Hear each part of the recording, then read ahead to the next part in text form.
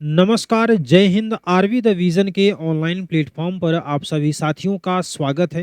दोस्तों, आज हम लोग पॉलिटी में अपनी आखिरी क्लास के साथ आपके समक्ष उपस्थित हैं और यहाँ पर हम लोगों को आज बात करनी है पंचायती राज व्यवस्था की और चलते-चलते कुछ अन्य महत्वपूर्ण पॉइंट आपको बतलाते चलूँगा। पंचायती राज व्यवस्था आपकी परीक्षा के लिए इसलिए महत्वपूर्ण है क्योंकि आपके जो पाठ्यक्रम को दिया गया है वहाँ पर विशेष रूप में इसका उल्लेख किया गया है। तो पंचायती राज व्यवस्था से जुड़े हुए कुछ अच्छे सवाल आपको यहाँ से पूछे जाने की प्रबल संभावना है। तो इसी बात को ध्यान में रखते हुए हम लोग आज बात करेंगे पंचायती राज व्यवस्था की। चैनल पर अगर आप पहली बार जुड़ रहे हैं तो सब्सक्राइब जरूर करिएगा ताकि आपको नोटिफिकेशन वगैरह मिलती रहे और जो हमारा टेलीग्राम चैनल है उसको भी आप ज्वाइन कर सकते हैं ताकि आपको पीडीएफ वगैरह वहाँ पर मिल जाए। तो चलिए, सबसे पहला एक बड़ा अच्छा पॉइंट आपके एग्जाम के लिए होता है कि सत्ता के केंद्रीकरण पर ये काम करता है या विकेंद्रीकरण पर। तो पहला पॉइंट आपको ध्यान में रखा है कि यह सत्ता के विकेंद्रीकरण यानी कि डिसेंट्रलाइजेशन पर ये आधारित होता है। बात करें अगर संविधान में इसके प्रावधानों की, तो इसका जो प्रावधान है वो संविधान का भाग 9 नंबर का है और अनुच्छेद की बात करेंगे तो 243 से लेकर के 243 ओ तक है। और यहाँ पर बात करेंगे अगर अनुसूची कौन सी है तो वो आप ध्यान रखिएगा 11वीं अनुसूची में इसका प्रावधान आपको मिलता है। यहाँ पर अनुसूची आपको दो समझनी है ज्यादा। एक है आपकी 11वीं अनुसूची, 11वीं अनुसूची जहां पर किसका प्रावधान किया गया है, ग्राम पंचायतों का। और 12वीं अनुसूची में प्रावधान किया गया है किसके लिए, शहरी पंचायत का। और ये जोड़ा गया था 73rd अमेंडमेंट के जरिए और ये जोड़ा गया था 74th अमेंडमेंट के जरिए और ये हुआ है 1992 में। अब यहाँ पर आप देखेंगे तो अनुसूची 11वीं में इसका प्रावधान है। राज्य सूची का ये विषय होता है और इसमें कितने विषय हैं तो 29। कानून बनाने का अधिकार जो होता है वो राज्य सरकार को होता है। आप ये पता होगा आपको कि अगर कोई राज्य सूची का विषय है तो उस पर कानून बनाने का जो अधिकार होता है वो किसको होता है, तो वो राज्य सरकार को होता है। और अगर इसी तरीके से संघ सूची का विषय है तो उस पर कानून बनाने का अधिकार केंद्र सरकार को होता है। और इसी तरीके से अगर कोई विषय संघ सूची, राज्य सूची के अलावा समवर्ती सूची का है तो उस पर कानून बनाने का अधिकार केंद्र और राज्य सरकार दोनों को होता है। लेकिन अगर केंद्र के द्वारा बनाया गया कोई कानून है तो वो ज्यादा प्रभावी होता है। इसके बाद देखिएगा तो पंचायतों को संवैधानिक मान्यता दिया गया है 73rd अमेंडमेंट के जरिए 1992 में। संवैधानिक मान्यता के समय पर प्रधानमंत्री कौन थे, सवाल आपसे पूछा जाएगा। सवाल आपसे पूछा जाएगा पंचायतों को संवैधानिक दर्जा देते समय प्रधानमंत्री कौन था, तो नरसिम्हा राव थे और राष्ट्रपति आर वेंकट रमन थे। पंचायती राज व्यवस्था भारत में लागू होती है 24 अप्रैल 1993।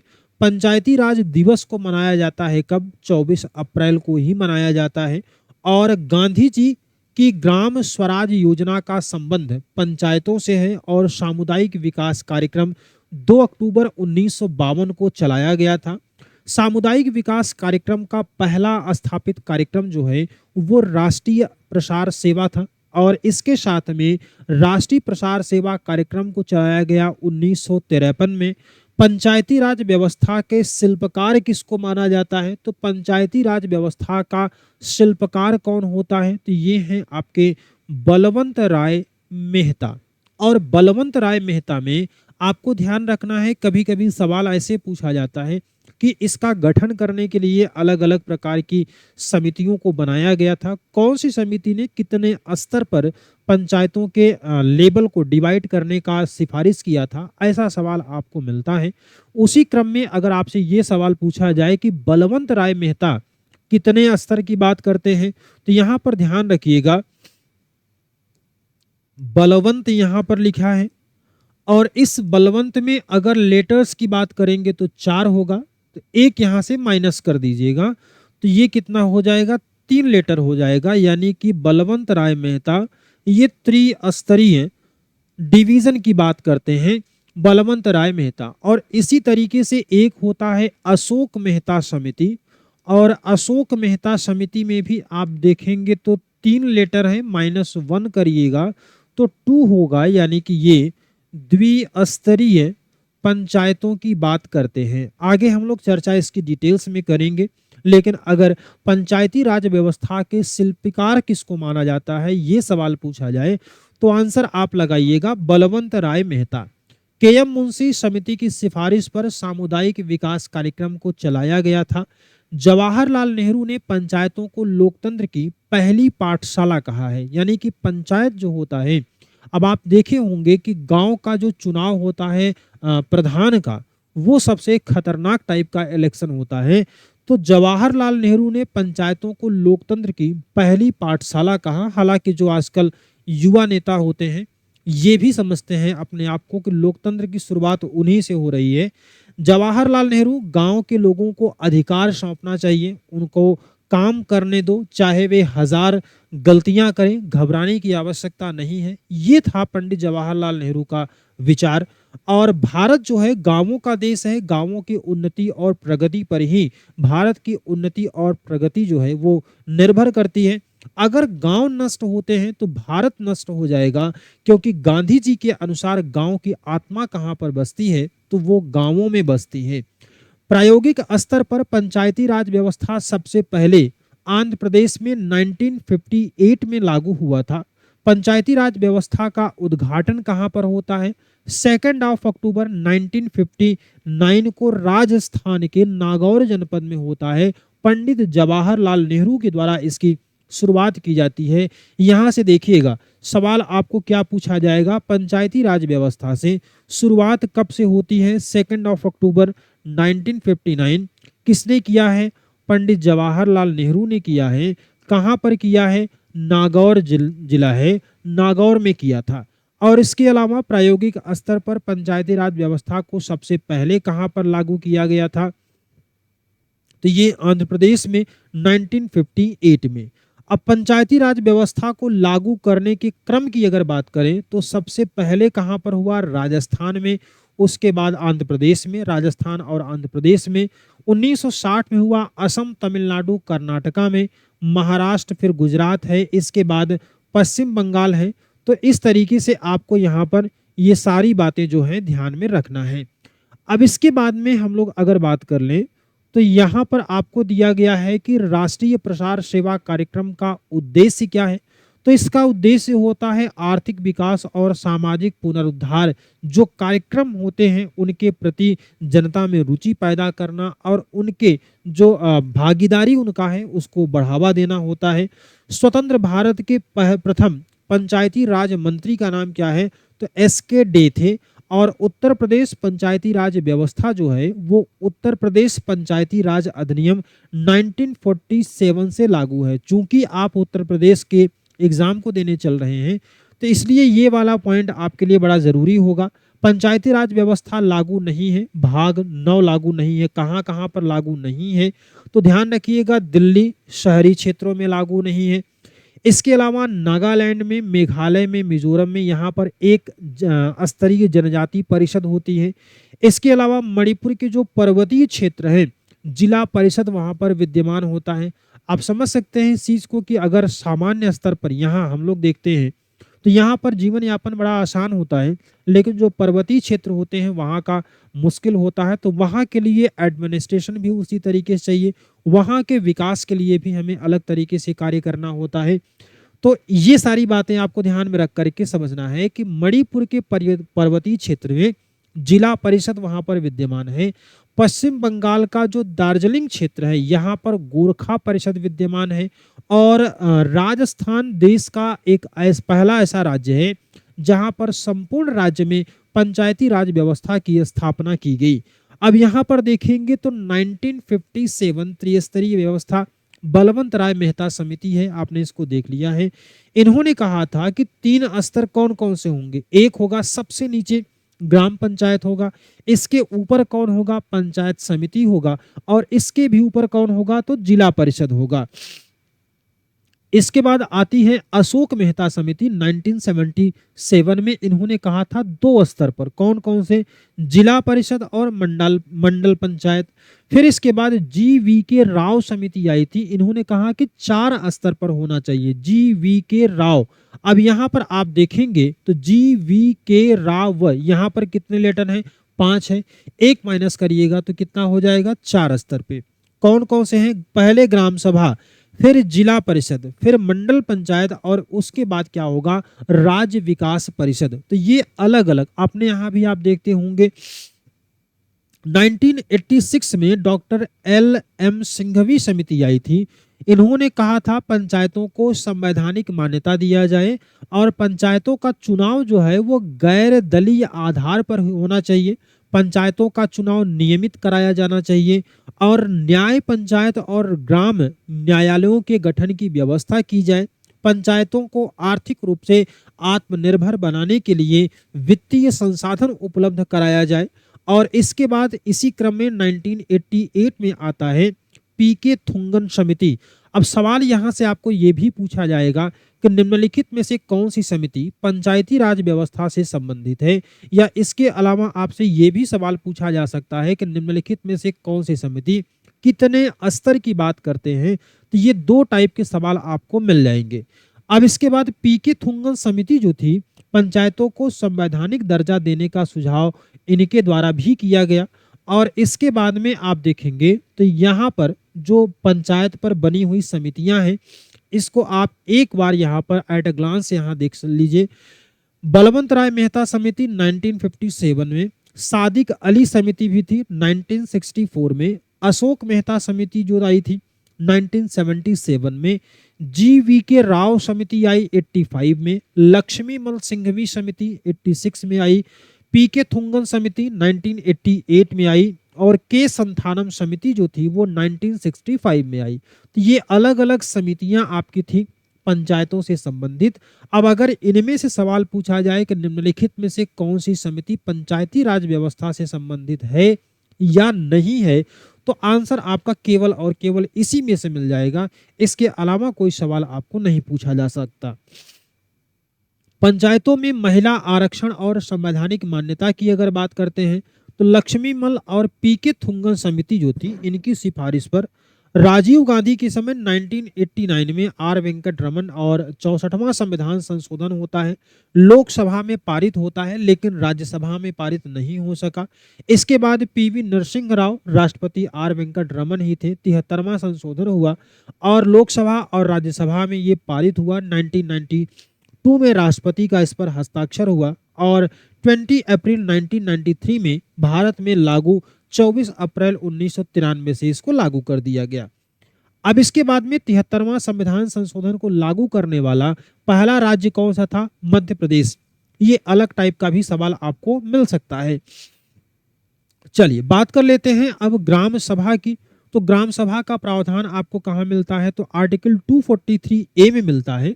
किसी ग्राम की निर्वाचक नामावली में दर्ज नाम वाले व्यक्तियों को सामूहिक रूप से ग्राम सभा कहा जाता है।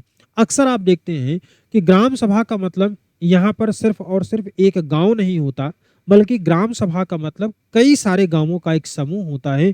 और यही बात आपको लिखी गई है, किसी ग्राम की निर्वाचक नामावली में दर्ज नामों वाले व्यक्तियों को सामूहिक रूप से ग्राम सभा कहा जाता है। और ग्राम सभा में एक से अधिक गांव शामिल हो सकते हैं। ग्राम पंचायत का मतलब यहाँ पर लिखा गया है, ग्राम सभा की कार्यकारी संस्था को ग्राम पंचायत कहते हैं। ग्राम सभा की जो बैठक होती है वर्ष में 2 बार, एक खरीफ की फसल कटने पर और दूसरी जो है वो रबी की फसल कटने पर होती है। तो यहाँ पर ये बात आपको ध्यान रखना है, प्रैक्टिकली आप इन सारी चीज़ों को गांव में देखते भी होंगे। ग्राम सभा की बैठक 15 दिन पहले सूचना देकर के बुलाई जा सकती है। प्रत्यक्ष प्रजातंत्र का ये उदाहरण होता है आपका ग्राम सभा।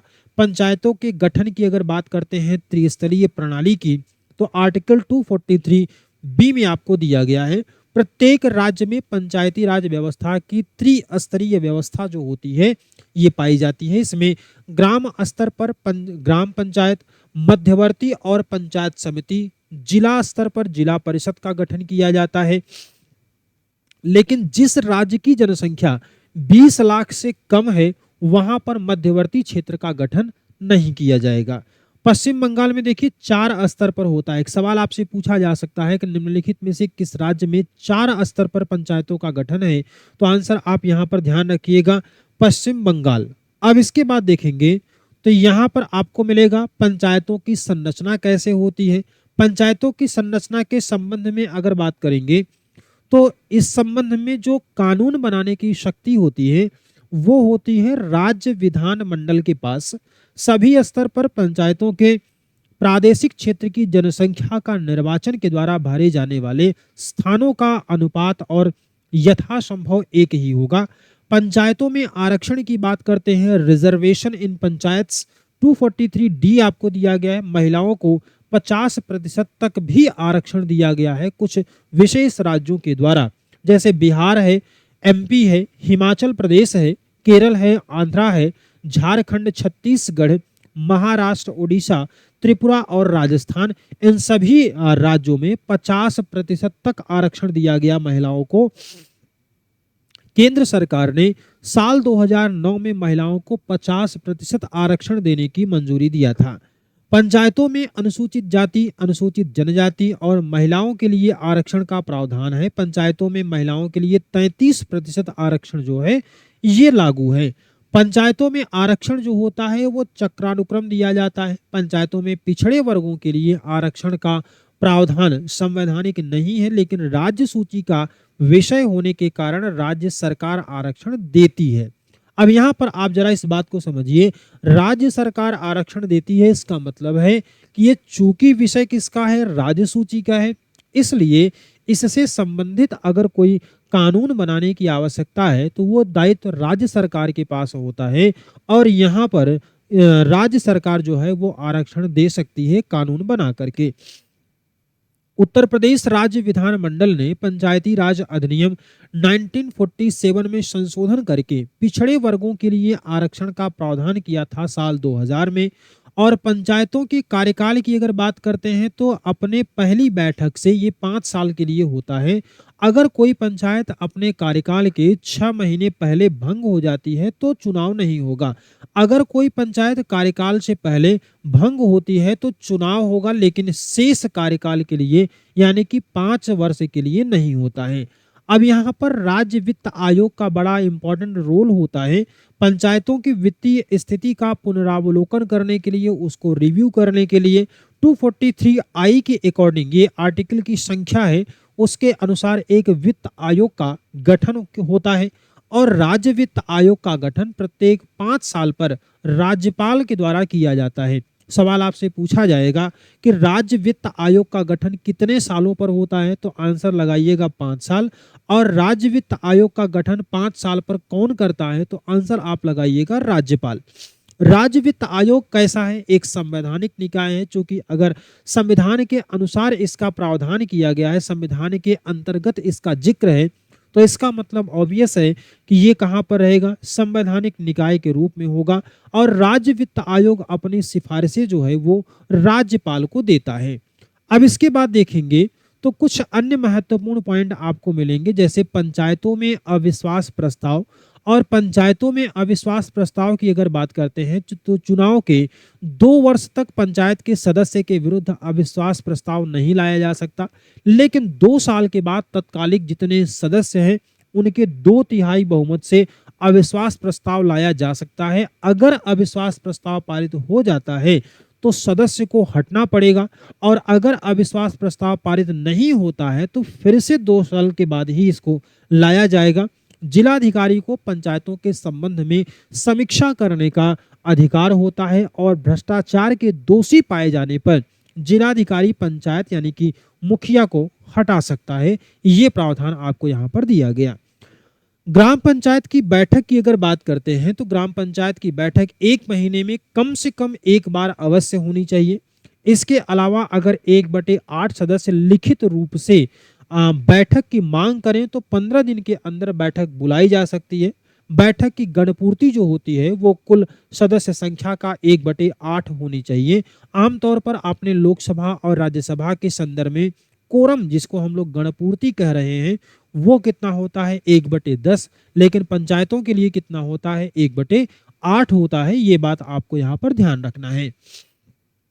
अब देखिएगा, इसी तरीके से जैसे आपने ग्राम पंचायत के बारे में पढ़ा है, यानी कि पंचायत स्वशासन के लिए, इसमें आपने 11वीं अनुसूची को देखा था, 73वां संविधान संशोधन देखा था। ठीक उसी तरीके से जैसे आपके गांव की व्यवस्था होती है, सत्ता का विकेंद्रीकरण आपके यहाँ पाया जाता है, ठीक उसी तरीके से एक होता है आपका नगर पालिका। अब नगर पालिका कहाँ पर होता है, तो ये शहरों में होता है। यहाँ पर भाग 9A आपको मिलता है।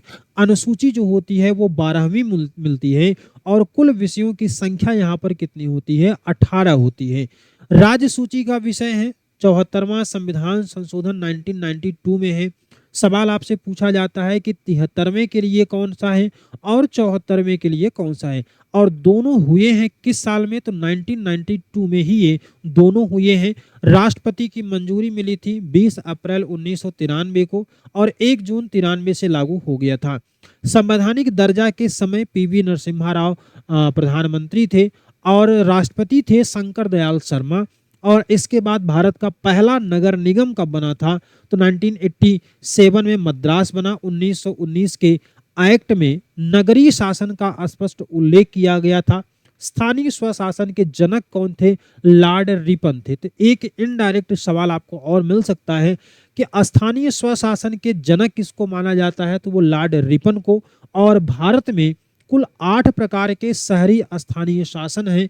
आर्टिकल 243Q के अकॉर्डिंग आपको दिया गया है कि नगरीय क्षेत्र में नगर पालिका का गठन नहीं किया जाएगा, जिसे राज्यपाल के द्वारा औद्योगिक नगरी यानी कि इंडस्ट्रियल टाउनशिप घोषित कर दिया गया हो। पंडित जवाहरलाल नेहरू इलाहाबाद नगर पालिका के अध्यक्ष 1924 और 1925 में चुने गए हैं। नगर पालिका के सदस्यों का निर्वाचन प्रत्यक्ष होता है। बम्बई, कलकत्ता, मद्रास महानगरों के लिए नगर निगम की स्थापना चार्टर एक्ट 1773 के जरिए किया गया था। प्रत्येक राज्य में 3 प्रकार की नगर पालिका की संरचना होती है। नगर पंचायत होता है, नगर पालिका और एक होता है नगर निगम। अब यहाँ पर आप देखेंगे तो आपको मिलेगा कि नगर पालिका का गठन। अब नगर पालिका के गठन की अगर बात करते हैं तो ये 243Q में है। प्रत्येक राज्य के लिए नगर पंचायत, नगर पालिका परिषद, नगर निगम के गठन का प्रावधान है। नगर पंचायत जो होता है ग्रामीण क्षेत्र से नगरीय क्षेत्र में परिवर्तित हो रहा है, यानी कि ऐसा क्षेत्र जो कि अभी तक गांव था लेकिन आगे चल करके वो शहरी क्षेत्र में परिवर्तित होने की ओर अग्रसर है, तो वो क्या होता है, नगर पंचायत। और एक होता है नगर पालिका जो छोटे नगरीय क्षेत्र होते हैं, और इसके अलावा होता है नगर निगम जो कि बड़े नगरीय क्षेत्र होते हैं। तो ये 3 स्तर आपको यहाँ पर ध्यान में रखना है। सहकारी समितियों की अगर बात करते हैं तो 9B में आपको दिया गया है भाग में, और इसके अलावा कुल आर्टिकल्स जो हैं यहाँ पर 13 मिलते हैं। 97वें संविधान संशोधन 2011 में संवैधानिक मान्यता मिली। भाग 3 मूलाधिकार के अनुच्छेद 1C में सहकारी समितियां शब्द को जोड़ा गया है। और भाग 4 में नीति निर्देशक तत्वों के अंतर्गत आर्टिकल 43B के अंतर्गत सहकारी समितियों के गठन, नियंत्रण और प्रबंधन का प्रावधान किया गया। संवैधानिक मान्यता के समय, जब इसको संवैधानिक मान्यता मिली थी, तो उस समय डॉक्टर मनमोहन सिंह प्रधानमंत्री और राष्ट्रपति कौन थी, प्रतिभा देवी पाटिल थी। और राज्य सूची का विषय है ये। कानून बनाने का अधिकार किसको मिलता है, राज्य सरकार को, अर्थात राज्य विधानमंडल को मिलता है। भारत में लागू हुआ है 15 फरवरी 2012 को। सहकारी समितियों के संचालक गणों की संख्या राज्य विधानमंडल के द्वारा नियम बनाकर निश्चित की जाएगी, लेकिन यह संख्या 21 से ज्यादा नहीं होनी चाहिए। सहकारी समिति के नियंत्रक मंडल को किसी भी स्थिति में 6 महीने से अधिक समय के लिए निलंबित नहीं किया जा सकता है। तो ये कुछ इंपॉर्टेंट पॉइंट आपको यहाँ पर देखने को मिल जाएंगे, इसको एक बार आप जरूर पढ़िएगा। अब इसके बाद देखते हैं कुछ अन्य महत्वपूर्ण पॉइंट जैसे आपको मिल जाते हैं कि कुछ वर्गों के संबंध में विशेष प्रावधान है। तो सीधा सवाल आपको पूछा जा सकता है, कुछ विशेष वर्गों के संबंध में जो विशेष प्रावधान किए गए हैं वो कहाँ पर मिलते हैं, तो भाग 16 है आर्टिकल 243 से लेकर के 342 के बीच में है। अनुसूचित जाति, अनुसूचित जनजाति, पिछड़ा वर्ग और एंग्लो इंडियन, इन सभी के बारे में विशेष प्रावधान किया गया है। इसको आप थोड़ा सा आर्टिकल ध्यान रखिएगा। और ये अनुसूचित जाति आयोग 338 ध्यान रखिएगा, केवल आर्टिकल आप ध्यान रखिए। अनुसूचित जनजाति के बारे में आर्टिकल्स को ध्यान में रखिएगा। 342 को ध्यान में रखिएगा, राष्ट्रपति संघ या राज्य क्षेत्र के राज्यपाल से परामर्श करके किसी भी जाति को अनुसूचित जनजाति क्षेत्र घोषित कर सकता है। सवाल आपको पूछा जाएगा कि किसको यह अधिकार है कि किसी भी क्षेत्र को अनुसूचित जनजाति का क्षेत्र घोषित कर सकता है, तो आंसर आपका क्या हो जाएगा, राष्ट्रपति हो जाएगा। अनुसूचित जनजाति आयोग से संबंधित प्रावधान आपको आर्टिकल 338A के अंतर्गत किया गया है। तो ये सारे जो पॉइंट्स आपको दिए गए हैं इसको आप ध्यान में रखिएगा, यहां से आपको सवाल पूछे जा सकते हैं। जैसे 330 को ध्यान में रखिएगा, लोकसभा में अनुसूचित जाति और जनजाति के लिए आरक्षण की बात की गई है। लोकसभा में एससी की जो रिजर्व सीट है वो 84 है और इसके अलावा लोकसभा में एसटी के लिए आरक्षित सीटों की संख्या कितनी है, ये होती है 47। अब इसके बाद देखेंगे तो 332 में विधानसभा में अनुसूचित जाति और जनजाति के लिए आरक्षण है, ये बात आपको ध्यान में रखना है। उत्तर प्रदेश में विधानसभा में अनुसूचित जाति के लिए जो रिजर्व सीटें हैं वो है 84 और जनजातियों के लिए कितनी है, 2 सीटें होती हैं। तो ये सारे देखिए पॉइंट्स हम लोगों ने एक एक करके सभी की बात कर लिया है। यहाँ से संबंधित आपको जो भी सवाल मिलेंगे वो सारे पॉइंट आप अच्छे से अपने एग्जाम में अच्छा करिए, अच्छे तरीके से सवालों को पढ़िए, क्योंकि देखिए सवाल को आना बड़ा महत्वपूर्ण नहीं है, लेकिन सवालों को सही तरीके से ट्रीट करना आपको आना चाहिए। चलते चलते एक पॉइंट आप इसको भी देख लीजिए, वित्त आयोग की बात आती है, अनुच्छेद 280 में है, भाग 12 में इसका प्रावधान किया गया है। संवैधानिक निकाय है, कहने का मतलब देख लीजिए जितने भी आपको प्रावधान मिले जिसका विशेष व्यवस्था आपको कहीं न कहीं आर्टिकल्स के अंतर्गत मिल जाए, वो सभी क्या होंगे, संवैधानिक होंगे। और एक होता है सांविधिक निकाय। सांविधिक निकाय का मतलब क्या होता है कि ऐसे निकाय जिनकी व्यवस्था कैसे की जाए, किसी न किसी एक एक्ट के माध्यम से इसको बनाया जाए, तो उसको हम लोग क्या कहते हैं, सांविधिक। 5 साल के बाद होता है, राष्ट्रपति इसका क्या करता है, गठन करता है। और वित्त आयोग में एक अध्यक्ष होते हैं, 4 सदस्य होते हैं आयोग की योग्यता वाले जो भी हैं। ये पहले वित्त आयोग का गठन 1951 में केसी नियोगी की अध्यक्षता में किया गया था। तो ये सारे पॉइंट आपको टेलीग्राम चैनल पर भेजा गया है, उसको आप देख लीजिएगा। और अगर नहीं जुड़े हैं तो जुड़ करके वहाँ पर ज्वाइन करिए ताकि आपको ये सारा पीडीएफ मिल जाए। एक बार जितने पॉइंट हमने आपको बतलाए हैं उसको रिवाइज कर लीजिएगा अच्छे तरीके से। सवाल को जो भी आपके एग्जाम में आए उसको बहुत ध्यान से सवालों को पढ़िए, बहुत टफ सवाल नहीं आएगा। सवालों को ध्यान से पढ़िए और क्या पूछा गया है उसको समझ करके तब आप आंसर दीजिए। हमारी ओर से आप सभी लोगों को ढेर सारी शुभकामनाएं हैं आपके पेट एग्जाम 2023 के लिए। हमारी और आपकी बात बस यहीं तक थी। इसके बाद हम लोग फिर कभी मिलते रहेंगे, तब तक के लिए आप सभी को जय हिंद, वंदे मातरम।